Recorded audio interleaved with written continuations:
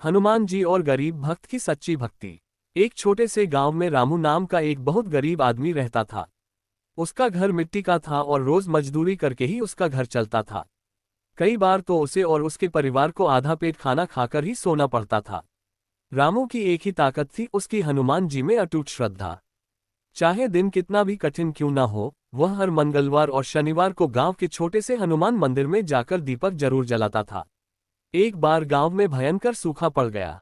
काम बंद हो गया और रामू के घर में खाने के लिए भी कुछ नहीं बचा। उसकी पत्नी और बच्चे भूख से परेशान थे।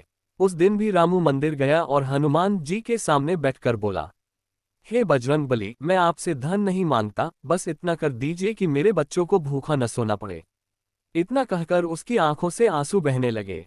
उसी रात जब रामू घर लौटा तो उसे रास्ते में एक बूढ़ा साधु मिला। साधु बहुत कमजोर लग रहा था और बोला, बेटा 2 दिन से भूखा हूं, कुछ खाने को मिल जाए।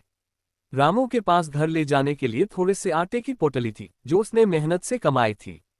वह पल भर रुका, फिर बोला, बाबा ये थोड़ा सा आटा है, आप ले लीजिए। साधु मुस्कुराया और बोला, भगवान तुम्हारा भला करेंगे।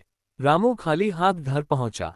उसे चिंता थी कि अब घर पर क्या होगा, लेकिन जैसे ही उसने घर का दरवाजा खोला तो उसकी पत्नी खुशी से बोली, आज एक व्यापारी यहाँ आया था।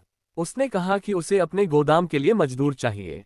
उसने हमें 1 महीने का राशन भी दे दिया और कल से काम पर बुलाया है।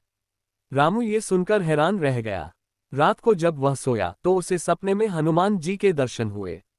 हनुमान जी ने मुस्कुराकर कहा, रामू, आज जिस साधु को तुमने अपना भोजन दिया था वह मैं ही था। सच्ची भक्ति वही है जब तुम अपने दुख में भी दूसरों का दुख समझो। सुबह रामू की आंख खुली तो उसका दिल खुशी और भक्ति से भर गया।